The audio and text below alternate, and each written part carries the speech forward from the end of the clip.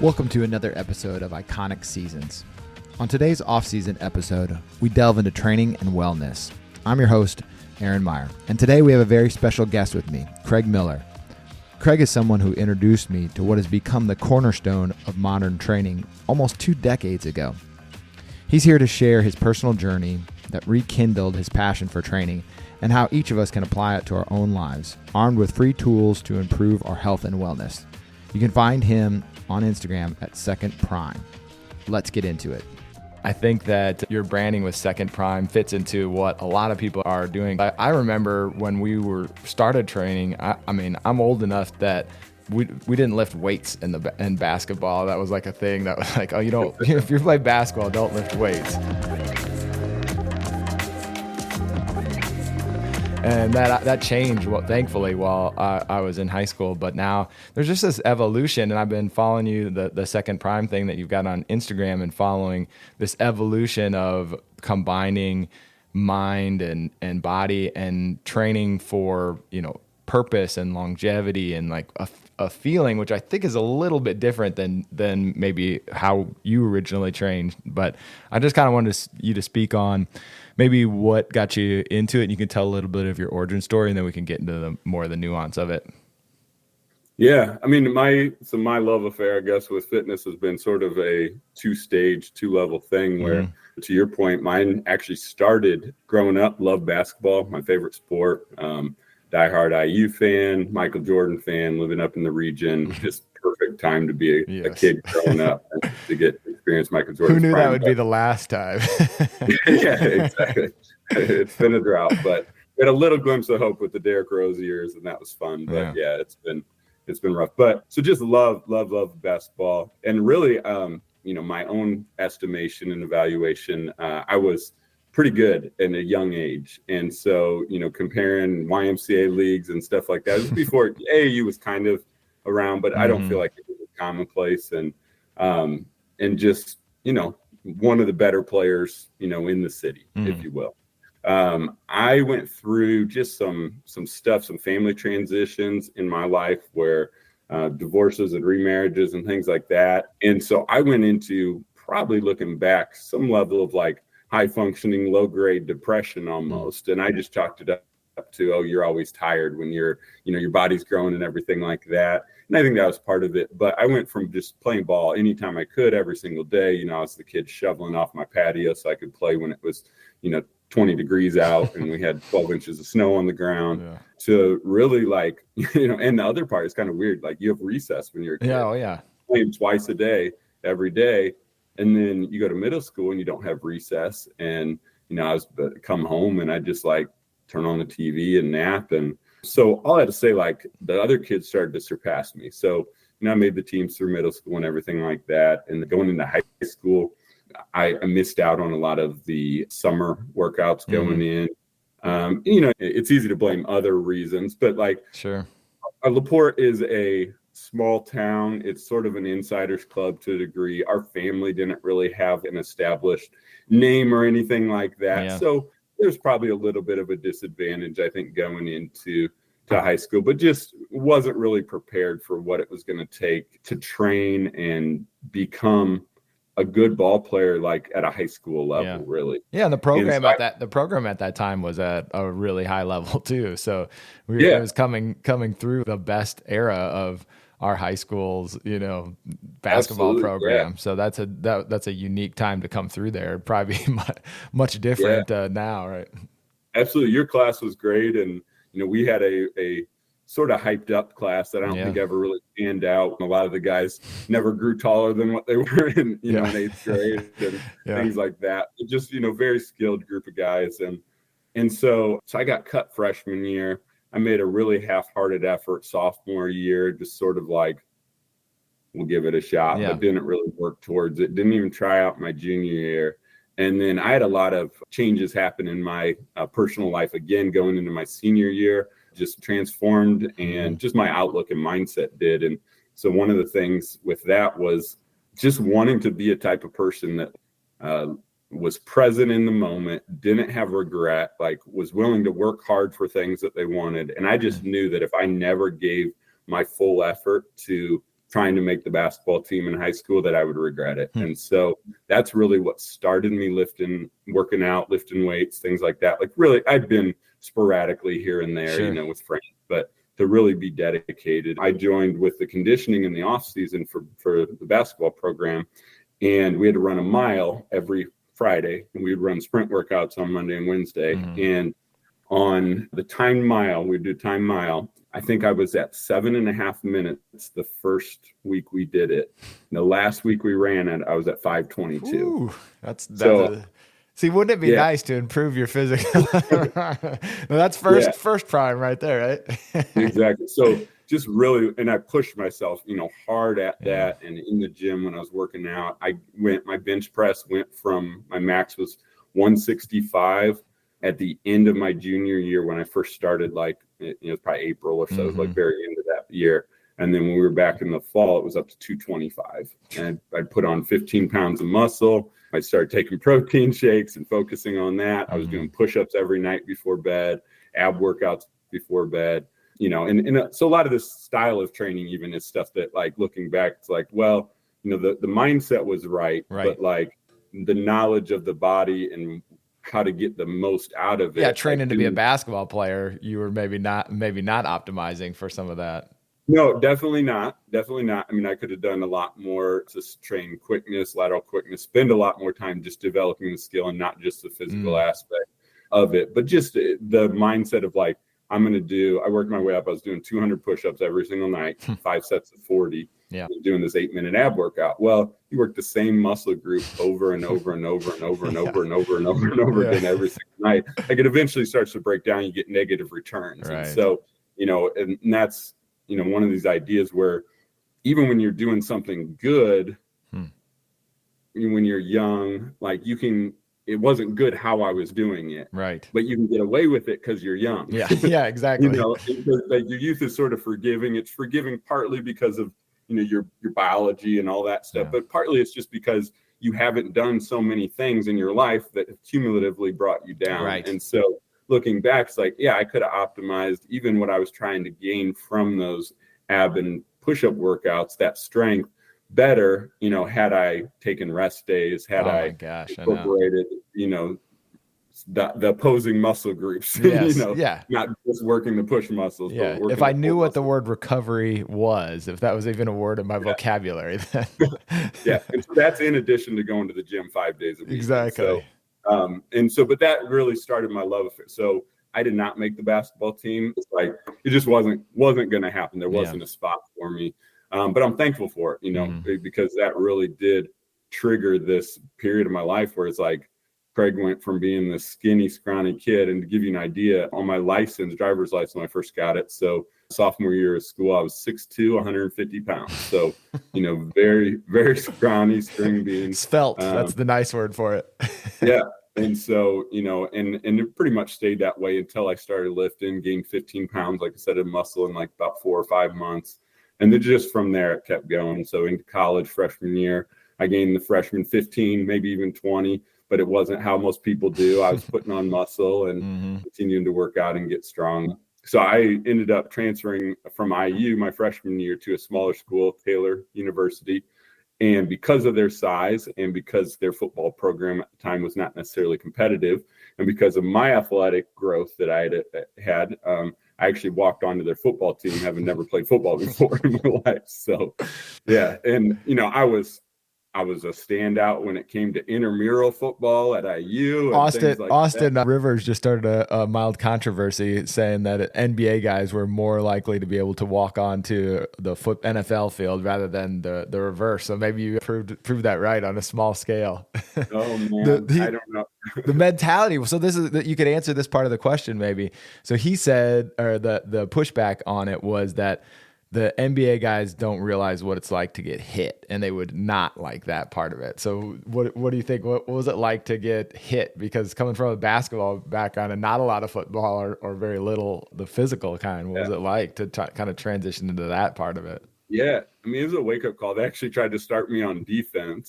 So I get speed, especially for like NAIA D2. Yeah. I ran a 4.640, which, for white guy at a D2, like, pretty pretty solid. And so I had speed and I had size. So I was about 185 pounds at the time. I was bench pressing, a little over 300 pounds was my max, and had some good size. And so they were going to have me be a defensive back, and I had the speed for it. One, I didn't have the technique because I'd never done it before, but it's a different mentality. Every type of football I'd ever played, and I played a little bit of backyard tackle with guys, especially in the winter. You're all bundled up and just tackle each other, but that's different. You're not wearing pads. You're not, there's no form to it. Those guys don't know how to break a tackle any more than you know how to tackle, and anything like that. And so, but that mentality shift from like flag football, where you're just evading a defender, you're evading getting hit, and having them grab your flag, to wanting to initiate that, it was just a different mentality that I didn't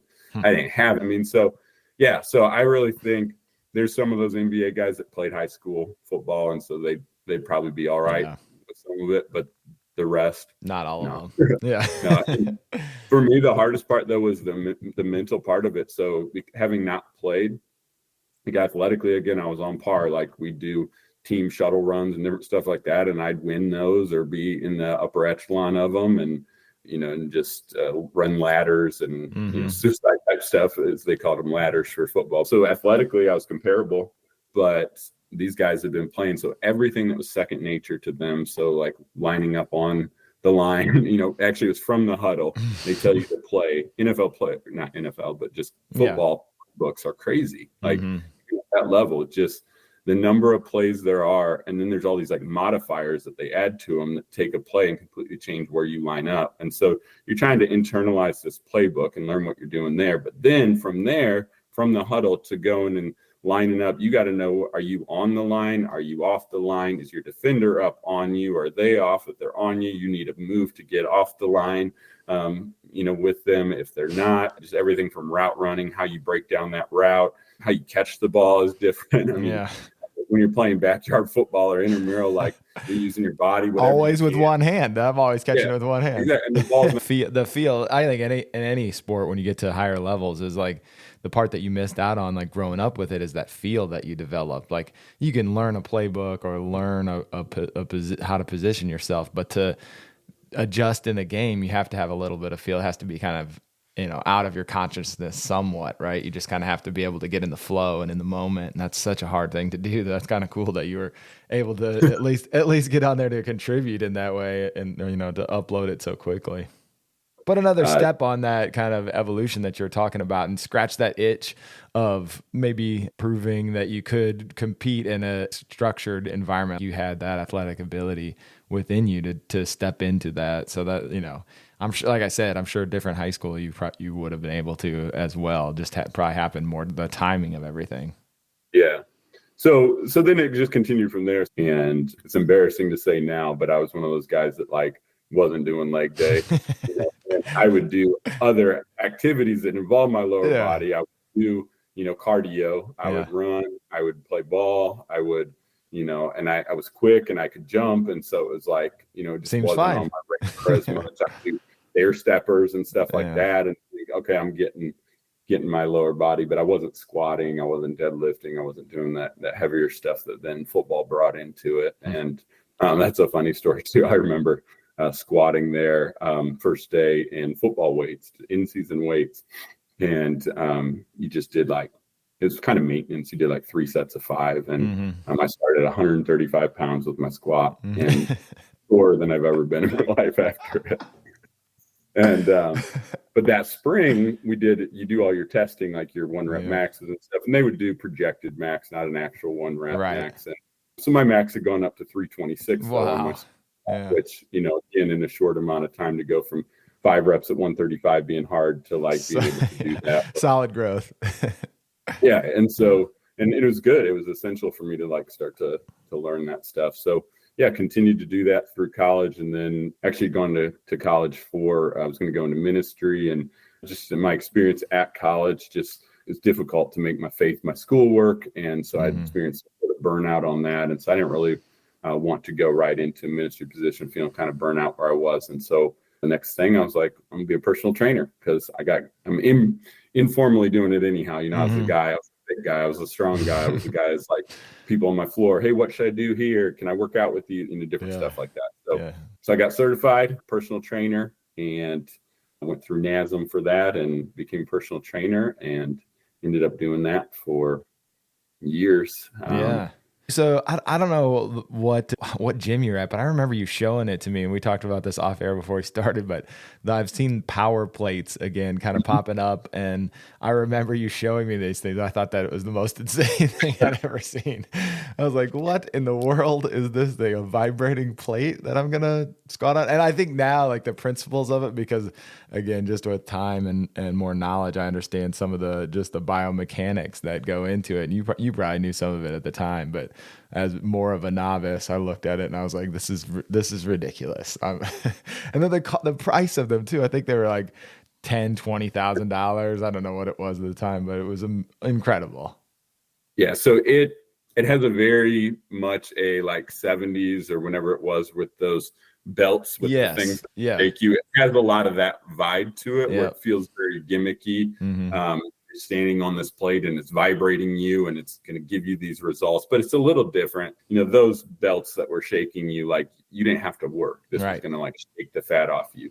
Power plate never claims you're not going to have to do work on it. What it's saying is you're going to get a more efficient workout. You're going to get more muscle activation because of these vibrations that are occurring. And so it's called whole body vibration technology. And it was developed by the Russian cosmonauts. They were going into space and their muscles were atrophying because there was zero gravity, and so they were losing muscle mass and bone density and everything like that. So they developed this vibrating plate that vibrates in 3 planes of motion.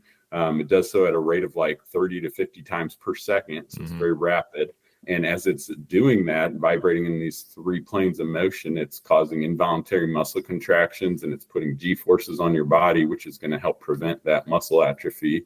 So the claims are that it increases obviously muscle activation, but also that it's increasing bone density as you put those G forces on the body. It's increasing circulation, lymphatic drainage. It helps your muscles when you stretch on it to relax. And so just, a lot of like kind of bold claims. And I was working at like a whole body Theragun. Yeah, exactly. Yeah. And we're seeing more like the benefits of vibration, with these like personal massagers and stuff that. And there's a lot of validity to that. So on the recovery standpoint, I think like people have an easier time accepting that, it's massaging you or it just feels good. Yeah. Causing lymphatic drainage, because that makes sense. Any sort of like running and jumping does that as well. And so, this vibrating on there. But you get down and you do a set of push-ups on them, and it's harder than just doing it on the floor. So you can tell that it's accelerating the fatigue and you can get more done. But yeah, I'd worked at this more boutique style training facility that really catered towards a really high-end clientele.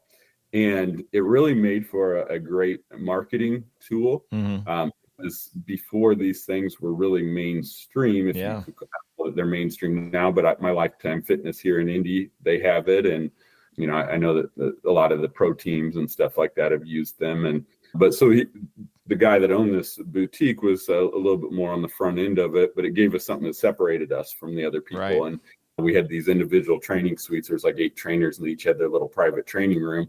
And it was kind of centered around, there's a power plate in each one. And then there's a cable cross and dumbbells and a stretching table and a massage chair. And so you give these people sort of a pampered boutique style workout where they're building strength, but they're leaving more muscles stretched out, relaxed, getting a little bit more bang for their buck in that amount of time with the power plate. And so, I felt like it was, felt very cutting edge then. It still sounds like what if you'd walk into like a higher end place in Los Angeles or something, some version of that is still around. I think that's the good thing about working out, is that a lot of the things around the edges evolve, but I mean, the human body is still the same as it was thousands of years ago. So you can also look backwards a long ways and, just through study of history, find out things that worked really well and maybe just got lost. And I think that's maybe even some of the things that we'll talk about have sort of reemerged in that space. Craig, I've got to pause the conversation for just a minute and talk about Magic Mind. Anyone who's looking to level up the health and wellness game usually has some kind of energy deficit in the afternoon, whether you're at work or even while you're working out. too often you're reaching for one of those energy drinks that has tons of sugar and other just chemicals or additives in it. And as you and I have been talking about these health and wellness tips, we've got to find a way to get that extra boost and not have the other side of it. And me personally, I've started reaching for Magic Mind, and solution to not just mental energy and focus, but it removes that crash that came from the other energy drinks that I used to try. Magic Mind is packed with all natural ingredients. One of them, matcha, is one I've really grown to appreciate.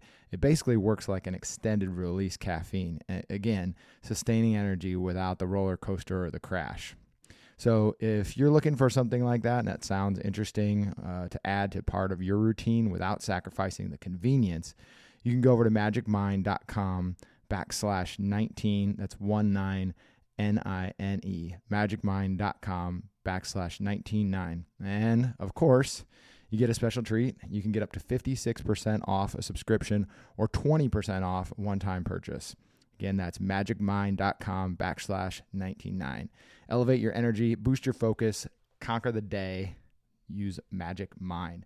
Let's get back to it. Yeah, and that's always been an interest to me, and maybe the power plate contributed to it because that was my first experience, and really that style of training was different. So I worked at Lifetime Fitness for about 6 months before getting connected with this studio, and then at the studio they had a totally different approach. Like, we're not going to just do these really traditional standard compound lifts and go from machine to machine and things like that. Like, we're going to view the body in a way that we're thinking about the sum of the parts equaling the whole and making sure that each individual part is doing what it's supposed to do.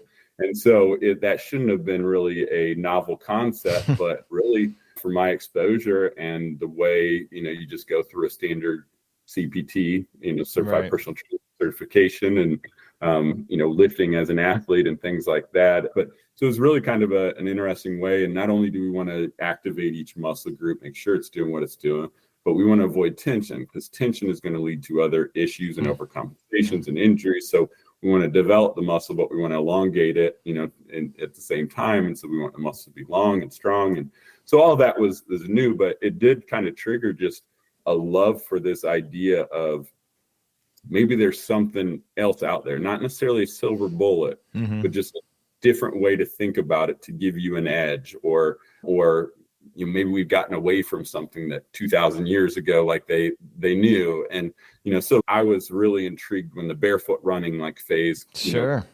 And I was doing, ice baths before they were as commonplace. And, and I was doing that largely for just the mental training of it, but just to abuse yourself. Like a thing. And so, so just whatever it is, I'm always intrigued by this different way of thinking. And really the older I get and the more I get into it, the more I'm skeptical of whatever the mainstream view is on something. And we're finding more and more that, without being a full-blown conspiracy theorist, that there are people that have invested in studies to skew the results so that they can make money. I mean, we live in a capitalistic, in a country and environment. And you don't have to look too far. Cigarettes, easy example, right? Well, and opioids, more recent. It's coming full circle.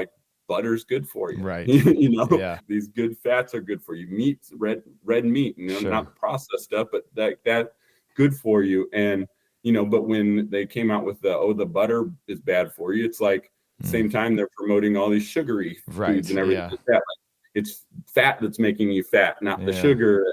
And so there's just always somebody with ulterior motives. And, the higher up you go, the more money there oftentimes is. And so I think it's just good to question everything. I don't think you need to live in this conspiracy theorist headspace necessarily where, I don't know, where you're paranoid about everything, but just to think I'm fascinated about the knees over toes guy. Are you familiar with him? Yeah, of course.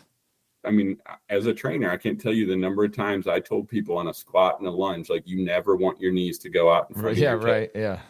It is going to cause knee problems. You're going to injure yourself.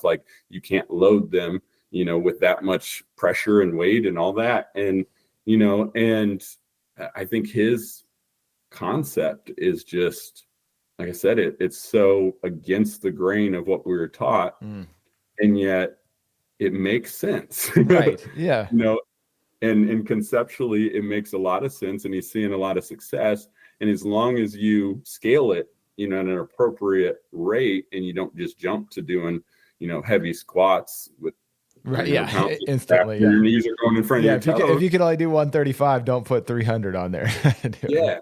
That by not going through and working strength through the full range of motion of all these joints, and there's something called similar concept, but for your back, like called a Jefferson curl, where you're always told you don't want to have weight and load your back and then round it. You got to keep a flat, straight back. And and he's really challenging that idea. And there's this shift to say, no, like your back rounds, you bend over and pick stuff up. Like we need to strengthen it through that. We don't want to baby stuff and limit the amount of like range of motion. And especially if you start to run into back issues or knee issues, the common thing is like, oh, well, we got to be careful. So now we got to do less, and we got to baby it, and we got to stop doing these things. Get a brace. Get them to last as long as we can. Instead of saying, no, we can actually force circulation through those areas. We can bring new muscle, new strength. You can even potentially, increase cartilage and things like that, where just the traditional mindset is like, once that's gone, it's gone. And you can build strength in a back that has issues with your discs and things like that. And so, just a different way of looking at things. And I'm always interested and open to that. And so my view of fitness is constantly evolving and has evolved. And just bring it full circle. I wish I could go back to. So I want to ask you this then. It says the branding with the second prime, kind of says that your first prime ended at some point. So I'm curious then, like what was that demarcation for you? Because there's this moment where you're kind of on the bleeding edge of things. Where did things, evolve to or force you into kind of another one of those scenarios like you talked about earlier, where you needed to evolve into the things that the approach that you have now? Yeah. So, looking back in hindsight, there were like signs along the way. Like I'm crushing it physically. I think back to like my stats, I was 6'2", 200 pounds, 5% body fat. I ran a 4.640, 522 mile. I could, at my peak, I bench pressed 225 25 times. I think I got 309 times. I could dunk a basketball. I did 37 pull-up, and so like all these markers where it's like, I'm good. Yeah. Peak kind of fitness level, to a degree, you're in that upper echelon. And yet, because of how I was training, like my body hurt. I constantly was battling like muscle tension, aches. I had some knee issues. I had some back issues. I felt sort of beat up, even though I could perform at a high level. But then some other things started happening, digestion issues started creeping in. Those led to me experimenting with like my diet a little bit more, trying a gluten-free diet, trying to reduce dairy, like just playing with a lot of different things. But the big kind of off the cliff thing, or at least what started it, was I actually went back to school when I turned 30. And I went from working a personal trainer job all day, where I was up on my feet, moving around, and in between clients, I was working out, and we had the power plate in there. I was stretching, I was doing things to offset this tension, to going back to school and sitting for 6 to 9 hours in a classroom, like a day.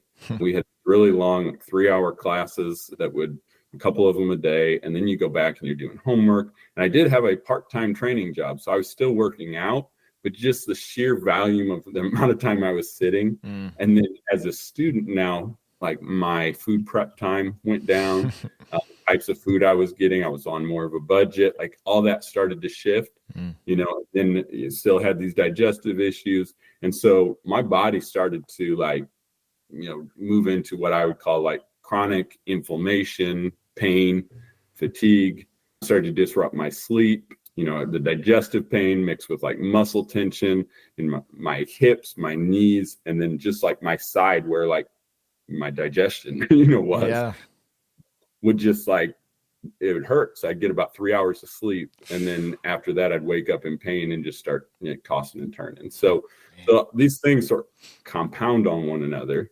You go from being really active to really sedentary. You go from sleeping 8-9 hours in a night to, getting maybe 4 or 5 hours of good sleep and a couple hours of like really restless sleep. But one of the other adjustments I made, and again, didn't really just think about this till looking back on it in hindsight, but because of the digestive discomfort that I was going through. And I think what happened is like you have like psoas muscles and stuff like that when you're sitting can like sort of lock up and they can start to pinch down on like, your intestines and like your gut there. And they can cause pain there and pinch stuff off. So as that digestive pain increased and that I started to like react, I didn't have like rashes, but it felt like it was like crawling. Like it would start to like itch all around my midsection. So I just started eating less because it's so uncomfortable to eat more. Makes sense. And so I went from probably, in my prime, eating 3,500, 4,000 calories, fuel, my body weight in protein, all that stuff that you're supposed to do, to probably reducing it down to around 2,200 calories. And so at my frame and my muscle mass and still trying to work out, I was like drastically under nourishing. Then made the muscle pains and tightness and stuff like that all the worse. Right. Yeah. So trying to push through these workouts, breaking them down, and they don't have what they need to repair. Yeah. And so just this like compounding circle.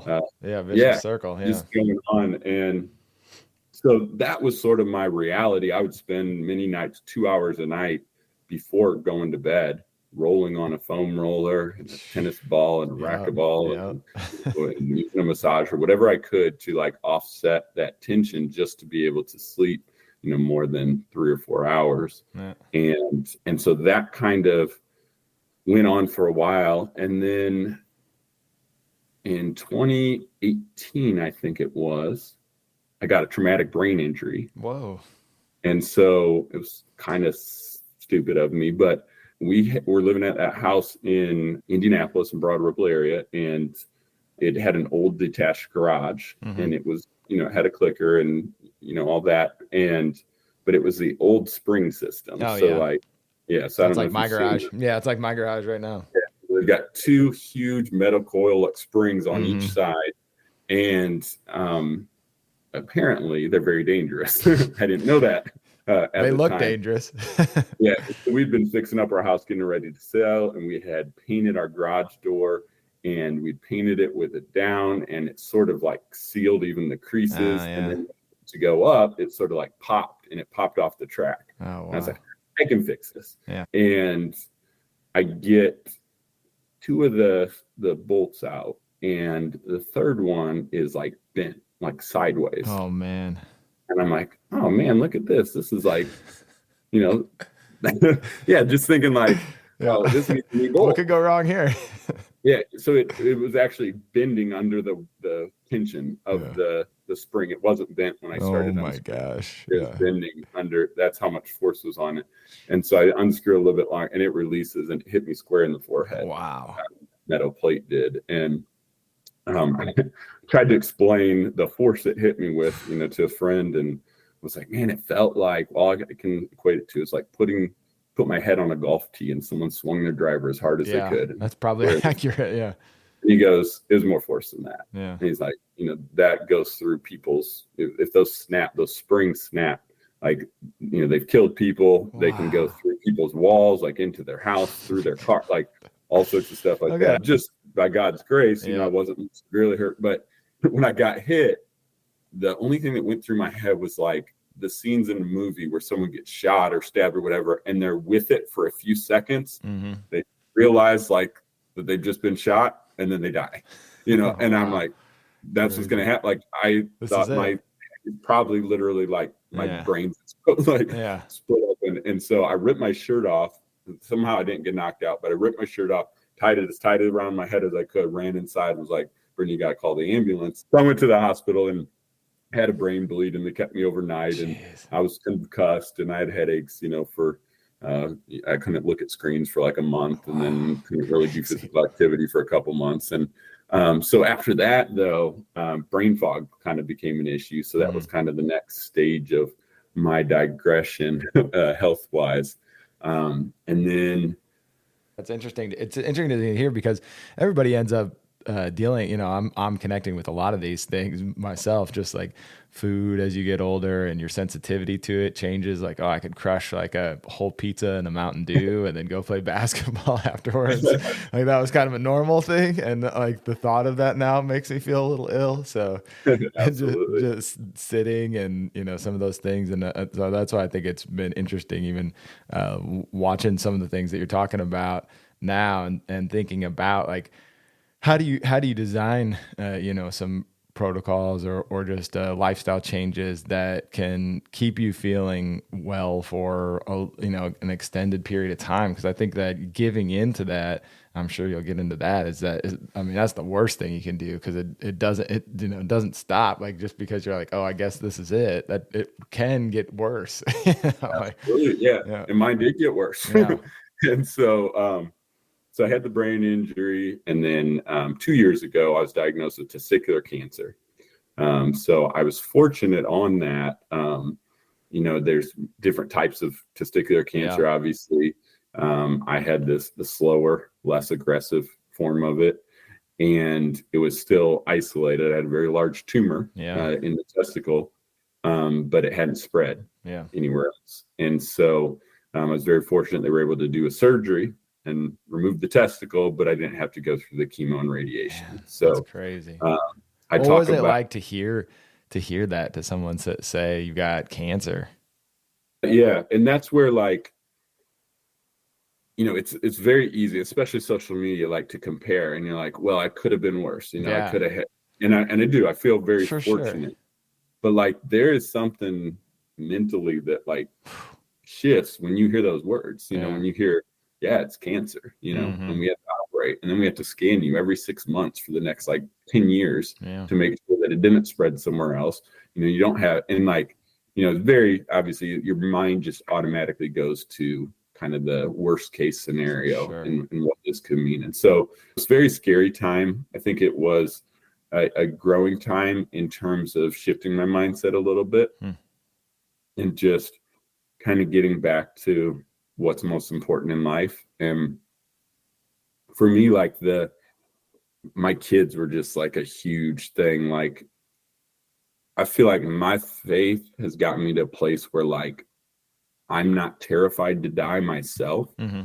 Now that my life is so intricately tied to these other people that depend on me, like my wife, my kids, it's more terrifying to think about them growing up without their dad and not being there for those milestones and the anguish that it would bring and the therapy that they, just all this. And that sort of triggered a fear, I guess, that I didn't realize I had, that was, a fear of me dying and not being there for my kids. And it was just a different fear. I'd never really been a hypochondriac or fearful that I was going to die, and worried about that. It's like, I know where I'm going, and it'll be good. And Apostle Paul said to die is gain, and I'd lived and tried to live my faith out in a way that internalized that. But then having kids is just a totally different game changer. And I've done some different things to help with that. I've started a thing where just every year on their birthday I write them a letter, and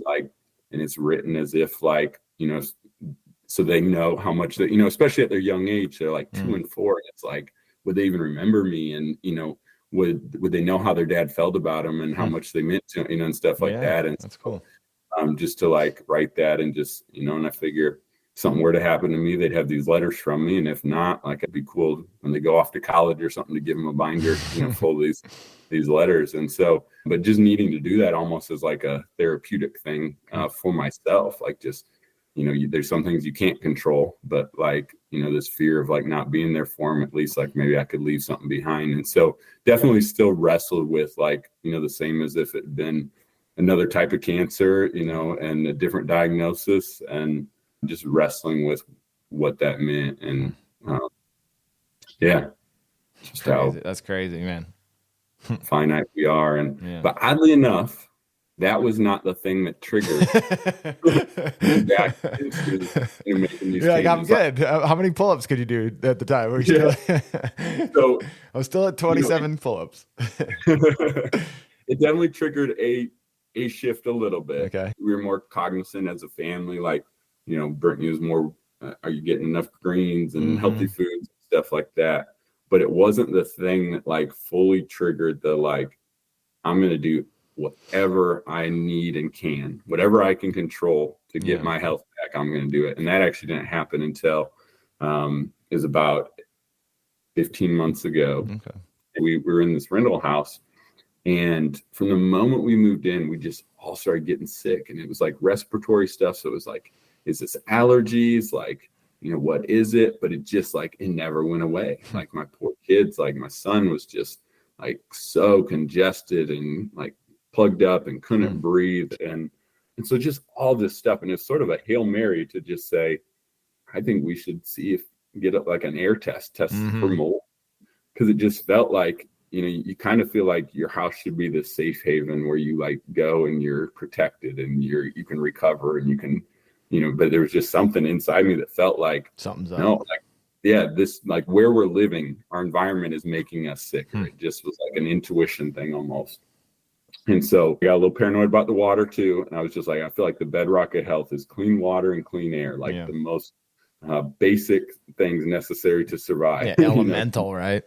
Yeah, and you need to have clean water. And so we had someone come out and test for mold. And since then we've been connected with multiple other families that had small children and stuff. Same thing. That had black mold and same thing. And, in some cases worse. And, young children can have seizures and different effects from it. And so we're fortunate our kids were a little bit older and that we just had the wherewithal, I guess, the luck to test it. And so we got out of there. And then my wife is a nutritionist, Brittany, and so she is kind of tied in and connected on social media to all these different like nutrition podcasts and different stuff. And there's different sides of like, different camps in terms of how you're looking at it. And, are you by the book, like here's what all the studies say? Are you a little bit outside of that where you're a little more open to some of the more, I guess, holistic and functional like medicine type ideas? She was getting really interested in this concept called nutrigenomics. Okay. And I don't know if you know what that is, but it's kind of like looking at it's doing genetic testing, looking at your genetics, and then seeing basically how you should be eating, supplementing, all these different things based off of your genetic. You have all these different SNPs that they're learning what each individual one does. Makes sense. And you can do this testing and it'll tell you whether this SNP this is a little bit over my head. So whether it has like a high impact, medium impact, or low impact on your health. And right. Some people are like trying to do it now with like the glucose monitors, right? It's a version of that where you like wear one of those continuous blood monitors and you eat something and it's like, oh man, that spiked my insulin levels to like a crazy amount. Weird. So like a little less sophisticated version of that. This sounds like even like in the next level up.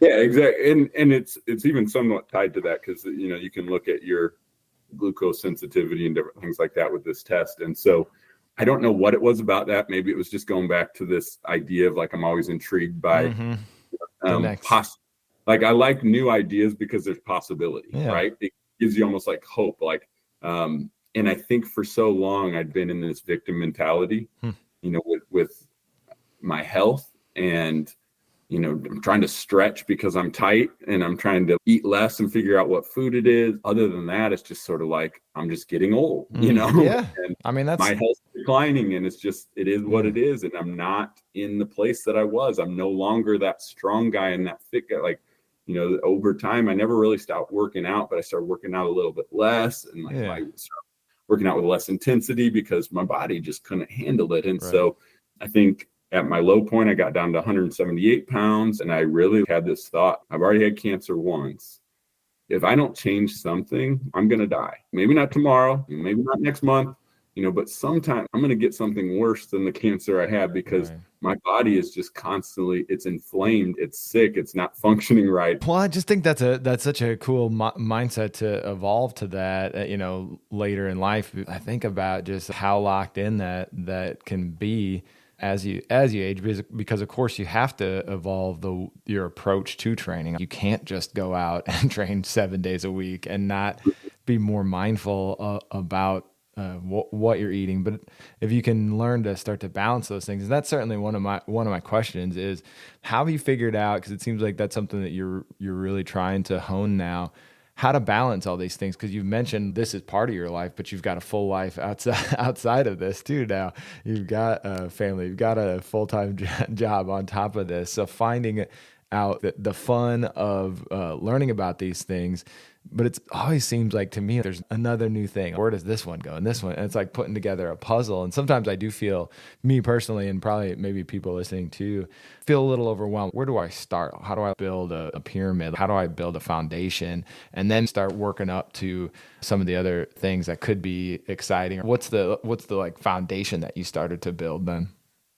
Yeah, no, that's a great question. And I think that it's easy to get overwhelmed and just think I'm already overwhelmed. I don't have enough time in my day. Mm-hmm. And that's where this concept, I really want people to start to rethink their daily rhythms. And I think that we've gotten it so backwards as a society and so turned upside down that we're living in a way that is so counter to human thriving, so counter to what we were intended to. Yeah. And up until this modernization of culture with the technologies we have and things like that, like it's not how humans live. Now, you make the argument, oh, well, our life expectancy is longer than it was back then. And certainly technology has assisted, in protecting us from natural disasters and people dying of cold and hypothermia. And and just being more sanitary as a culture has been, huge, indoor plumbing and different things like that.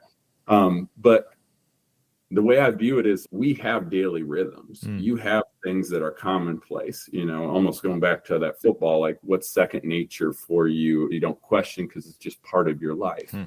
And part of that was instilled when you were a young kid. Like, this is just, what you need to do. You need to brush your teeth and you need to eat 3 meals and you need to shower every day and you need to wash your hands after. And I feel like that's when a lot of the formative years are in terms of our daily rhythms that we're going to carry into the rest of our life. And I recently talked on my Instagram just about we shouldn't be blaming our age for how we feel. We should be blaming our youth because our youth was too forgiving. And so during the formidable years, you develop all these habits. And so, you're marketed to too. We talked a little bit about that, like how things are marketed to you. You're like, oh, you drink this to eat this. And then you do, and it's great. Everything tastes great. Yeah. So, absolutely. And it's going to look different for everyone, but when you're young, you can pull all-nighters, right? Right. And you can, get back and have a fairly functioning day the next day, or, just go back to bed at your normal time. You can eat a whole pizza at midnight. And as you transition into a work life where you're sitting in front of a desk for 8 hours a day, and then you get home and you're mentally exhausted. And so, then you watch TV and you sit some more and you eat some comfort food. And so there's just a lot of different habits, but the point being is we don't think that our normal daily rhythms are overwhelming because they're second nature to us. That's great. So what I want people to do is to rethink those. And it's going to take a little bit of work in a transition time, but what if the things that help you thrive were just second nature? Yeah, that's great. In the same way. And so that's just a big premise. And so I went from being a fitness guy to I want to be a fitness and wellness guy. And wellness fits sort of under umbrella of fitness. Wellness just like whole body health, like your whole being. And that involves, your physical health, your musculature, all that sort of stuff. But it also involves your nervous system and your digestive system and your lymphatic system. And so there's a lot of wellness practices, I guess, that I've picked up. I think that most of us are too sedentary. We spend 98% of our time indoors as a whole. We shallow breathe. We're overstressed. What's shallow? Wait, I don't know if I know that one. What's shallow breathe? If you think about how you breathe all day, and if you're feeling tense and stressed, like think about whether you're breathing deeply. Oh, okay. Or if you're just breathing really shallow. Maybe all right. I've been accused of breathing loudly before, so maybe I'm doing it right and I don't know it. You're doing it right. Yeah. Most people are just breathing shallow, okay, like they're not taking deep breaths throughout the day. And so you're only exchanging a little bit of that air and you get stale and trapped in there, that sort of thing. Interesting. Not really enough oxygen delivered, throughout your body. That makes a lot of sense. Most people's sleep schedules are completely out of whack. And so their circadian rhythm is backwards, and they have trouble going to sleep at night, but they're exhausted when they wake up, and they pump themselves full of coffee to get by. So like the list goes on in terms of like what is fairly commonplace, but the number of people suffering from stress and anxiety and different things like that, I think is really high. They're finding more and more gut health is tied to your brain, and it's tied to, so many different things in your body. And so addressing a lot of those, but some of my core ones, I was asked the other day that same question. I feel overwhelmed. I don't have the money to spend on all this stuff you're talking about. Yeah, exactly.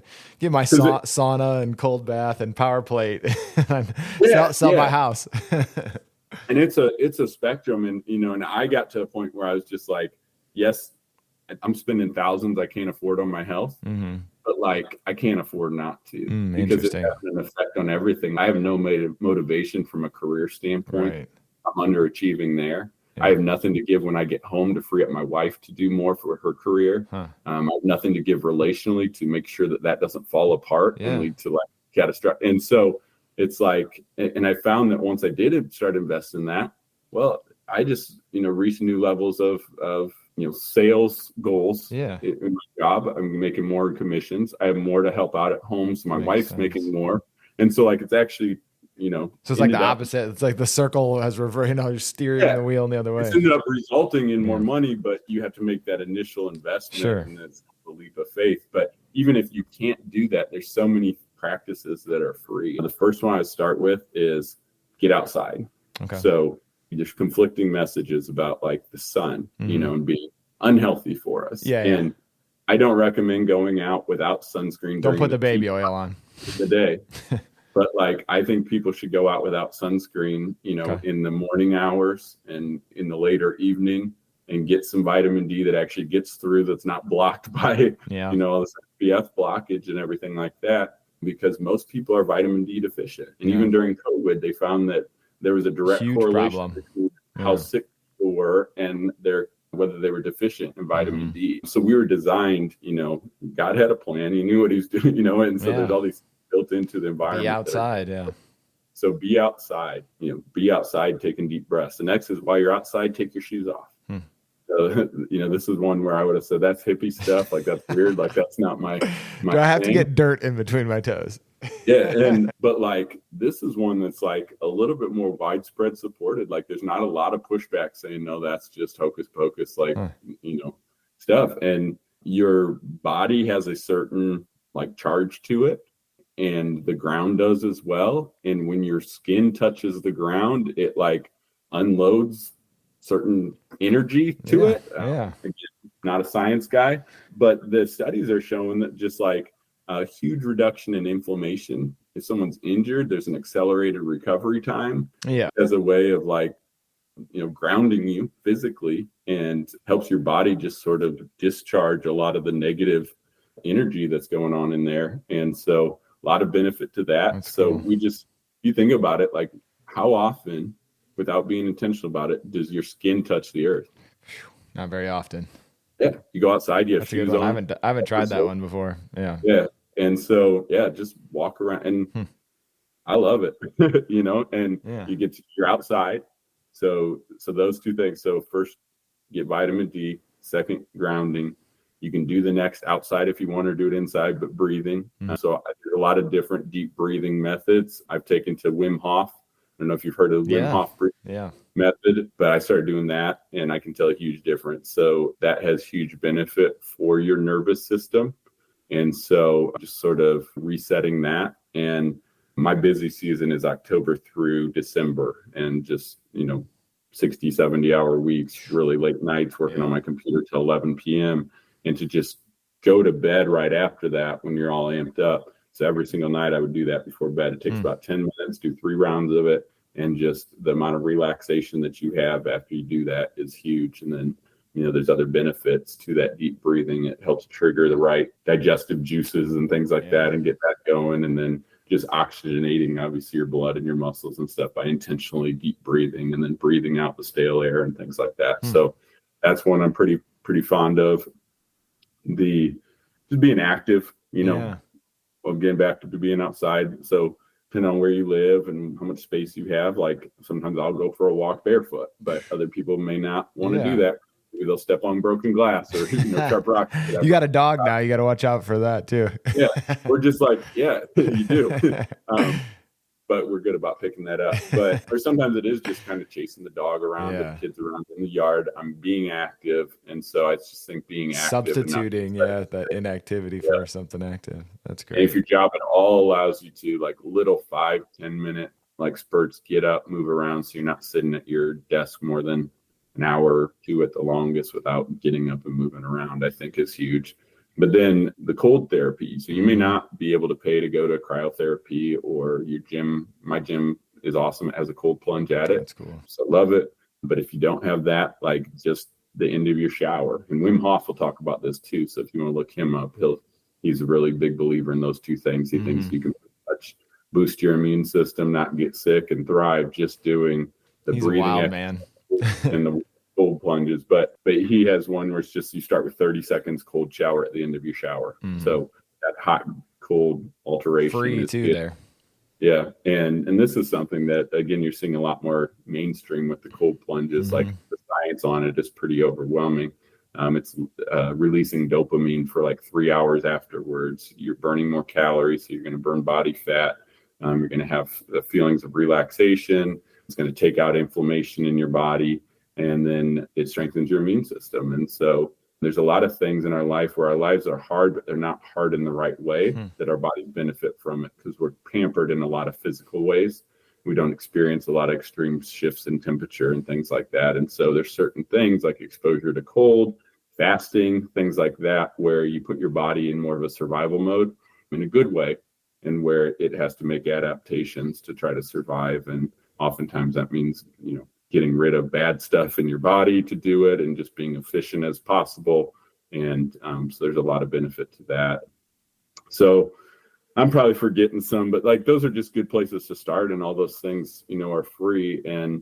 But just it's rethinking things like, let's get outside. Let's stop being sedentary. Let's make sure we're deep breathing. Like, let's limit our screen time. Let's try to get 8 hours sleep. And you can't get 8 hours sleep if your nervous system's all out of whack and you can't calm down and you have elevated cortisol. Like, there's all sorts of and it's so it's hard to know where to jump in. But all those practices I just mentioned are going to assist you in multiple ways, but they're going to help you relax, and they're going to help the system reset, and they're going to help you sleep better. And so, I know one other one that I really like. It's rebounding. You heard of rebounding? No, I never heard of it. Basketball podcast. So right in our wheelhouse. Yeah. But it's just jumping. And so specifically usually jumping on a mini trampoline. Oh, okay. Yeah. I don't have a mini trampoline, so I just jump. Yeah. Just like jumping rope without a rope. And that is great for kind of getting stuff moving digestion wise, also for lymphatic drainage. So many people, because of our diet, because of the toxins we're exposed to, you have a system in your body that's meant to detox it. Right. So if toxins enter it, get rid of it. And so if your lymphatic system and your liver and your kidney and your gallbladder and your, all these things are working how they're supposed to, then your body will eliminate that. But your modern culture has exposed us and inundated us to such an overwhelm, I think, of toxins, where there's toxins in our water, there's toxins in our air, there's toxins in the clothes we wear, there's toxins, in our home, there's toxins in our water bottles, there's toxins in our cookware and our Tupperware, in our, and it's just constant. And so, that combined with these other things going on with our stress and our bad sleep and everything like that, like your system gets overloaded and it's not detoxing properly. And so anything I can do to get my digestion moving a little better and drain that lymphatic system. Those are great, easy ones. I love like easy free ways to start, because that's to get into anything. I think you really need to start with something easy, free. See if you can do it, because it is a change, and I think you do end up having to sacrifice something. I mean, all these things, although they don't take a ton of time, they do take time. And if you can get in the right mindset, you're sloughing off things that were probably bad for you, but it doesn't mean you didn't enjoy them on some level. And so that's different. Or even there is, of course, a bizarre enjoyment in the stasis and just having that continuity in each of your days, especially if you're not feeling good, sometimes shaking things up to something else that may not improve things immediately. You might feel a little bit better, but you're not going to wake up the next day and go run a marathon then, of course. So it's just the change in that mindset, I think is a real challenge. And I think that's so much, especially like you said, when the world around you is not necessarily designed to reinforce that change. It's often the opposite. Yeah. So that's great though. I think that's part of the reason I've been enjoying it. And you hit on a few things that we're getting long here. So I'll have to have you back on to talk about some of those things. I think one of the ones heard you say was about clothing. And I don't know why, because I've been interested in some of these topics, but I hadn't heard that one. I think you posted something about that. And I was like, I was like, what? I was like, wow, I had never thought about that before. I mean, make it again, like a lot of this stuff intrinsically makes sense. Yeah, I do love, of course, when the science confirms a lot of this, and I think that's an important aspect of it. But I've also, as I've gotten older, grown to appreciate the fact that there is an intuitive aspect to all of us, right? Like I can look up Michael Jordan's stats and look at the numbers and know he was really good, or I could just watch him play basketball. Right. Like I don't have to know what he scored to know that he's an incredible basketball player. I can just watch him and enjoy it and know. Yeah, right. I can look statistically. We don't have to get into the this VORP and warp. Yeah, I watched LeBron James. He's good. It's a different game now. Statistically, he's great. Yeah. But the eye test just doesn't measure. It's not the same, right? Yeah.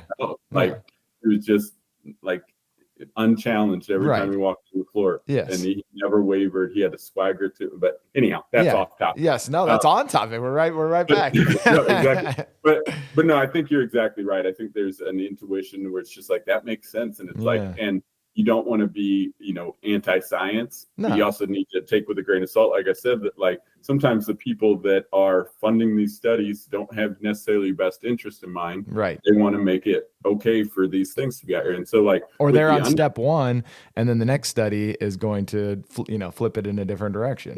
Yeah. It's like with the underwear, like the whole idea is like, most of us have like polyester underwear essentially. Well, polyester, what is it? Oh, it's just a material to make clothes out of. Well, it's basically made out of plastic. Yeah. So microplastics, like in your underwear that you're wearing against your body, and then there's dyes that are coloring it, and those are against your body, and then and you're sweating. You're working hard. You're like all this stuff, and like we know that with like water bottles and with Tupperware, that heat makes the chemicals leach. So the same thing happened with underwear. Why would it be different? Yeah. And so it's interesting, and so it's like, well, you can't directly say that Calvin Klein underwear like causes cancer or causes infertility or anything like that. But what you can say is that these chemicals in a lot of these major underwear brands cause infertility. Like there's science to back that up. Right. But just when you put them in underwear, people, that underwear is not causing that. Well, maybe not. Yeah. But the chemicals that you're wearing on your body against your boys down there, are proven to have these adverse effects. And so, it's just thinking a little bit more. And it is overwhelming. You cannot detox your entire environment. Right, yeah.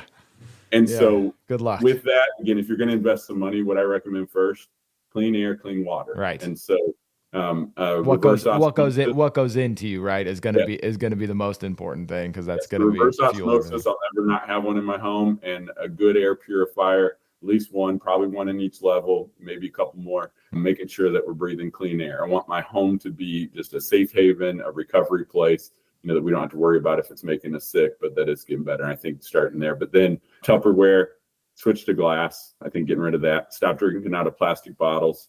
They're leaching stuff. And then chemicals you're putting on your skin. So if you're a big lotion user, things like that, that's being absorbed, by your skin. Your skin's an organ. It has pores. It breathes, like all these sorts of things. This has been great, man. It's been great just learning a little bit more about this. And I would encourage everybody to check out your Instagram, because I really have found it valuable. Thoughtfully distilling a lot of the things that I've been getting just randomly through other social media platforms or podcasts that I've been listening to. I know I've talked about to other people about the Huberman podcast and had people listen to that.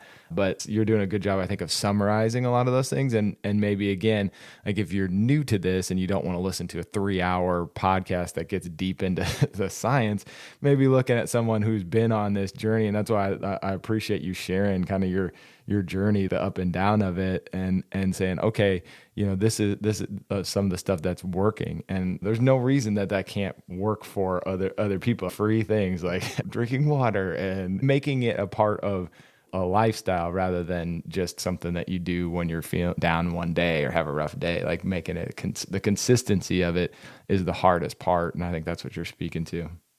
Yeah.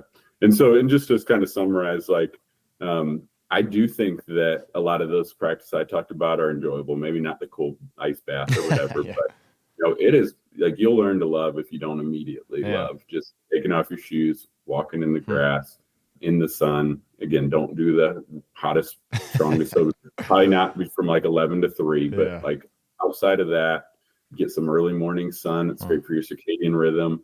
Walk out there, breathe deeply. Like all these things are going to bring this like positive endorphin release, good, relaxed feeling. And they're not hard. So it's not like I'm telling you to go get in the gym and start doing boot camps. And right. Me, it was addressing a lot of these things. You got to get back to that point where the Mamba mentality can actually work for you instead of against you. Or you got to redirect that Mamba mentality towards these things, towards this recovery, and then go from there. So, that's so awesome, man. All right, you're going to come back on, right? Yeah. All right. Yeah, and people should go follow you, the Instagram. Are you planning to just build? Are you doing any training right now, or are you trying to kind of gather some momentum on there to do, some consulting, or what's your kind of goals in that space? Yeah. And I think that maybe it's both. So your mission overflows from your testimony most in a way. And so I've got this passion, again, that it's sort of died out, and training it becomes sort of monotonous after all the years I've been doing it. And I need an outlet for it. And, I want to share with people, because I think there's an epidemic of, exactly similar situations where you're in your 30s, 40s, and you feel like crap and don't know how to get out of it. You think maybe I'm just getting old, and you're stuck with it. And really just want to reinforce this idea that, like, if you're willing to change your lifestyle, your environment, that, you can thrive and you can reach your second prime. And I'm not there yet, but I'm climbing, I'm getting back there, and I've got some goals, and I really want to, instead of just resign to the fact that my best years are behind me, like just kind of push and thrive and see what the body is capable but do of it with this new knowledge now. Nice. It's kind of like Jordan come back with the Wizards, couldn't do everything physically, but he outsmart everybody, he had all that wisdom. So if only he hadn't been still smoking and gambling and drinking. I mean, we don't have to we can get into it. The idea, like, people are always like, LeBron would have dominated the 80s and 90s. Maybe, but if you drop LeBron in the 80s and 90s, you have to take away modern, all his training advantages, all the advantages, and put him on level ground with everyone else. So he wouldn't have had the sports science to equip him how he is. So he wouldn't be 260 pounds and the same level of athleticism. He'd still be elite, but not the same level. Same thing that you drop Jordan into it, and you give him all the sports science and a hyperbaric chamber to sleep in. And now, would Jordan have listened? Would Jordan have done it? I don't know. Separate story, but if you could have made it into a competitive game, definitely would have done it. I mean, you talked to Tim Grover. There was no one more like hardcore about preparing, doing what he needed to do, and especially you take him in those years when he couldn't get past Detroit, he would have done whatever necessary. So if he could spend $10 million on his body, he would have done it. He would have done it. And and there's rumors about LeBron potentially using some enhancing things too. So who knows? But we won't start that rumor. But so anyhow, to answer your question, so my vision for it is, I would love to get into programming and training. I want to release like a 12-month midlife reset plan. I like and that. So that I can just sell sort of to everybody, and then offer additional levels of like engagement as well. But I'd like to lay out, just introduce people to all these wellness practices, talk about their benefits, how they fit into, this overall fitness plan that we're going to be doing, and just kind of reset their lifestyle, help them reclaim their health, and then reach their second prime. That's great. I hope you build community with it too, because I think that's one of those things that's harder as you get older too, is to have the connection with the other people that are climbing that hill together, because they're even the places that I am connected outside of work, people aren't necessarily into working out or being healthy. We have other shared interests, but it's not always that. All right, man.